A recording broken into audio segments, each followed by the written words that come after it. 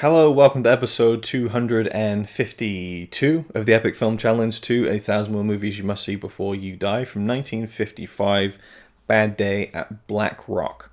So this is a film with a really good cast. Spencer Tracy, who plays the main character, John J. McCready. We got Robert Ryan, Ernest Borgnine, Lee Marvin. It's a really, really good cast, a predominantly male cast. In fact, that's something I noticed in the film. Oh, it's just this one woman in the movie who is there to kind of just be there and then be put in peril, and that was it.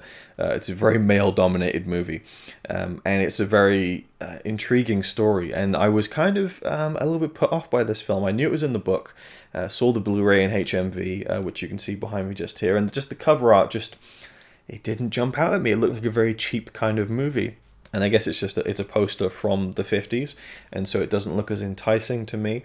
But I put it on, and I was really surprised by it, and I really, really enjoyed it. It's a really cool little mystery, quasi-thriller, little bit of action thrown in there. We start the film with a very cool kind of like, I don't know if it's like Technicolor or like CinemaScope, but it's like very colorful, big widescreen, and we're kind of flying through the desert, looking at this train racing through the desert along the tracks, and it stops at a very, very, very small desert town in America, and all of the inhabitants are like, what the hell's going on? Like, they're looking around like, why did the train just stop?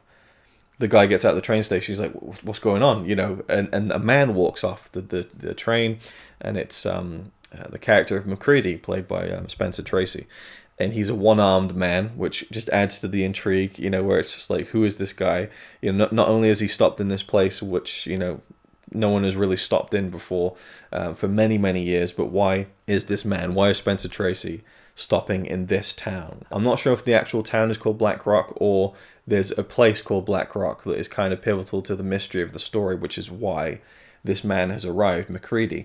So he gets off the train, and they say, hey, the train hasn't stopped here in 4 years. Why are you here? We don't like outsiders, and he turns up and he's like, I'd like a room. And they're like, we don't have any rooms. And he spins around the ledger in the hotel. He's like, I can see you got plenty of rooms here. I think I'll have that one. And they're all just like looking at each other at the corner of their eyes. They're all very uncomfortable. There's an air of suspicion immediately. And just by how conspicuous they're all acting, they completely betray that there is something going on or has gone on in this town. And so, I mean, it was so, I mean, if this is like a private detective coming in, who he very well could have been, or could be, they're just instantly telegraphing that something is amiss in this town, and that there is a good reason he stopped here. But he plays his cards very close to his chest, and I loved Spencer Tracy's performance here because he's a guy who, he looks like a bit of a tough guy, probably former military. You get that sense from him. You get the sense he can handle himself. And they're really antagonizing him for the majority of the film, and he doesn't bite at all. Like, they're really, really trying to get him to leave. They're really trying to intimidate him. There is a scene where he rents a Jeep and goes out to this location that he's very much interested in, somewhere else in the desert, away from the town. And as he's driving back, he gets run off the road, or it's actually Ernest Borgnine's character. He tries to run him off the road and could have killed him, basically. But he ends up surviving. He drives back to the town, and Ernest Borgnine's like, so, and so they're really passively aggressively intimidating him, and pretty much just made an attempt on his life. And you'd expect him to say, what the hell were you doing? You nearly ran me off the road. I could have died. Like, what's wrong with you? And, McCready's like, dusting himself off. He's like, well, I think I'll be leaving in the morning. He doesn't let it all get to him. And I think that really winds everyone up, and it just ratchets up the tension, I think, where I'm just like, is he just going to explode at one point? Is he just going to absolutely just blow up? Or is he going to, I just loved the psychology of him not rising to the bait that everyone was really just lathering on. I mean, they're just pelting him with bait. And he isn't taking any of it. He's there for a reason. He's looking for a Japanese man. And it's a very specific point in time. The war has just ended, World War II. And there was a man a few years previously who lived there who he wants to see and wants to find, a Japanese man. And so there's very much the Japanese-American tension going on in this movie. It was only made about 10 years after the events in which the film is set.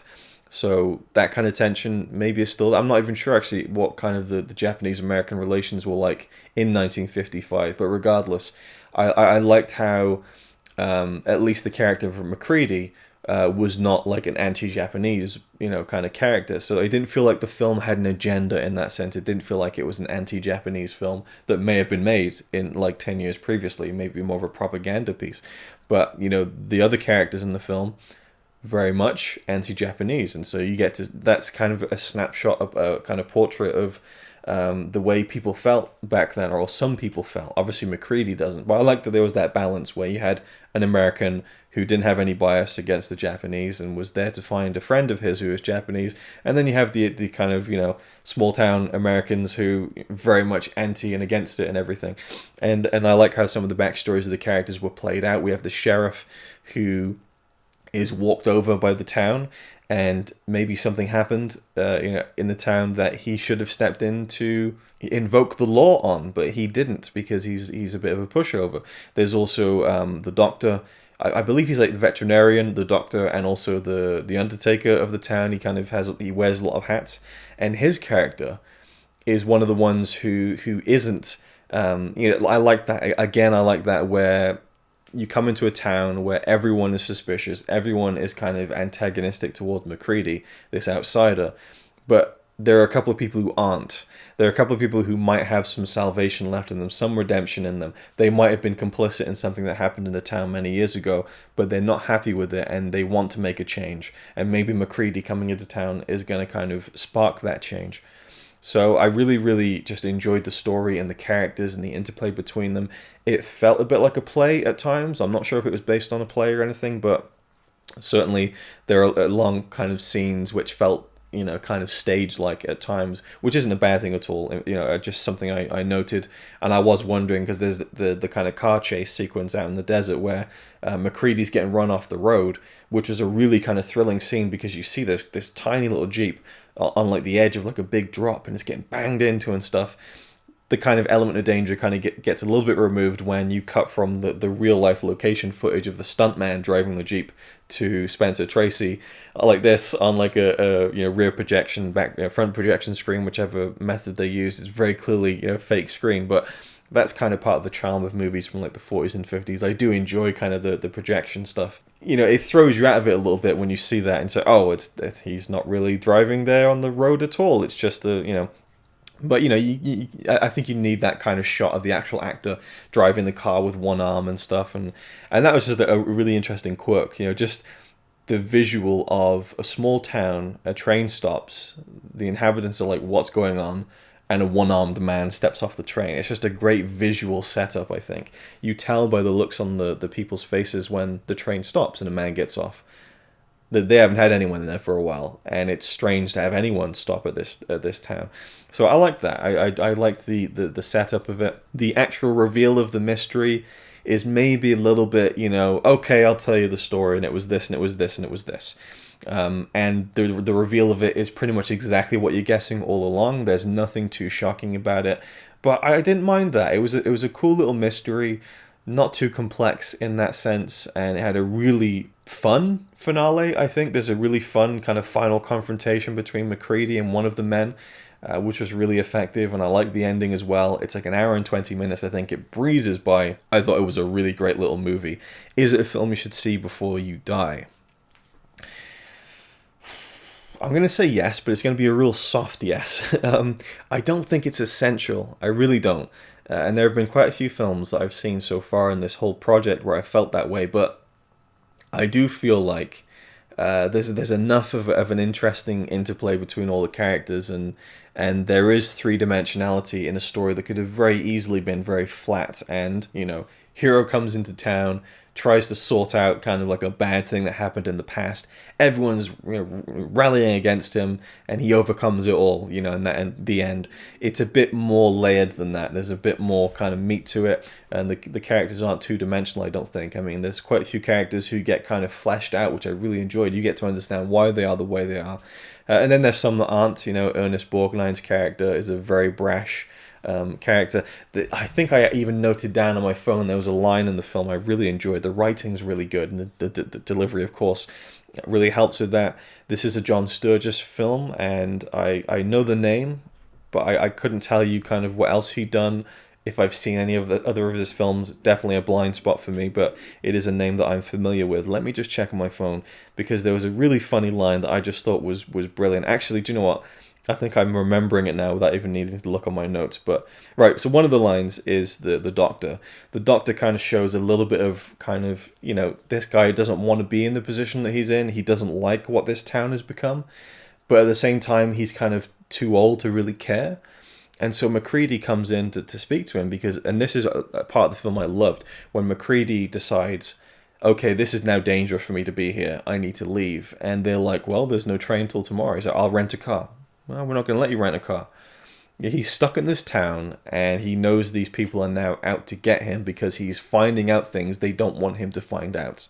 So he goes to the doctor, who he feels maybe has a little bit of sympathy for him, and the doctor's like, look, you're in danger, you're in trouble, you need to get out of here, but for me, I'm consumed by apathy. I loved that line. It was just a real honest kind of just straight up, look, I just really don't care. It's all been washing over me for far too long. But so I love that section where it's now like an escape movie. They're in the middle of the desert. MacReady needs to get out. And I loved kind of the little stops along the way of him trying to find ways to leave before nightfall, basically. But he's trying to send out telegrams to the police and stuff. And, you're like, what's going to happen? He goes to a bar and sits down. And Ernest Borgnine comes in. He's like, hey, you're in my seat. So MacReady, he gets up. And he sits down at another point in the bar, and he says, "Do you know what? I want to sit in that spot." You know, and he starts really like shouting at MacReady, and he's like antagonizing him really actively now. And he says something, and the end of his sentence is, you know, am I wrong? You know, and MacReady just turns to him and says, "Not only are you wrong, you're wrong at the top of your voice." And then they have this amazing fight scene where this one-armed man just lets Borgnine use all of his kind of fire and kind of aggression against himself, where, you know, he's going for the punch and MacReady's just dodging it, elbowing him in the face or whatever. Like, it's a really awesome fight scene. It's kind of like almost an anti-fight scene, but it's a really fun, like, this character's been grating on you the whole movie. You get to see him get kind of, you know, the shit kicked out of him, and that was really from a one-armed man as well. Like, it doesn't get more kind of you know, more of a show up than that, where you get your ass handed to you by a guy who's, you know, 20 years older than you and doesn't have, you know, two arms. Anyway, bad day at Black Rock. It certainly was a bad day at Black Rock, and I will say that it's kind of a film you should probably see before you die. I will stick with a yes on it, because the more I'm even talking about it, I think it's just a really damn good movie.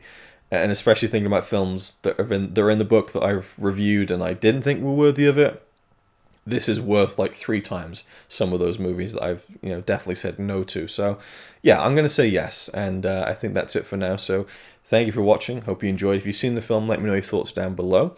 And if you have any kind of suggestions on other films that these actors, or even on John Sturges, who again, not entirely familiar with, I'd love to hear kind of suggestions and recommendations to add to the never-ending list. But for now, again, thank you for watching, and I'll see you in the next one.